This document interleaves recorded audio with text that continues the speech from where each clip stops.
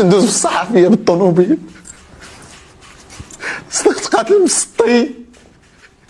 واش عرفتي شنو هي مسطي؟ بديت تصيفطني بوحدي، ديرني في برا وتلصق ليا النبر وتصيفطني. شوف دابا هذوك اللي كتقيل تزغرت بهم عيط ليهم دابا. انت غادي تسكت حتى نسولك.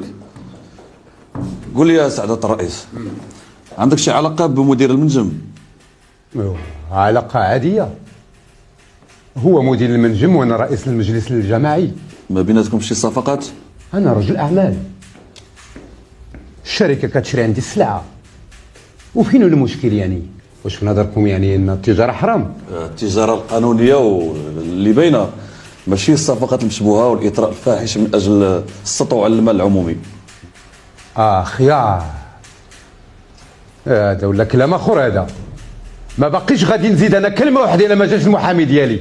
هاد القضية هادي خصك فيها أكثر من محامي، لأنك متهم بتكوين عصابة إجرامية، التجارة في المخدرات، زيادة على القتل، العمد مع السبق، الإصرار والترصد، واستعمال الزور لسرقة أموال عمومية تو مدير المنجم. الشاف راني ما فاهم والو في التخرميز اللي بيناتكم. طلقوني نمشي في حالاتي، ليله وانا بيت عندكم، كرمتوني الله يخلف عليكم، وتنا راه عندي ما يدار. الوقت كيصيف الشاف، اذا لم تقطعه قطعك. اسكت. وليتي مهمه با جواد، اسمح لي والله اللي ما عرفك خسرك.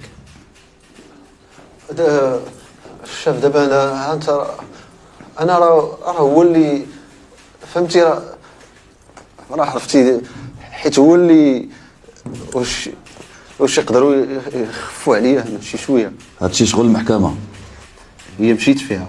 كنتي تفكر قبل ما تلوح رجليك هاد الزوبي هادي. رول ما عنده باكاج. يلا ديهم عليا.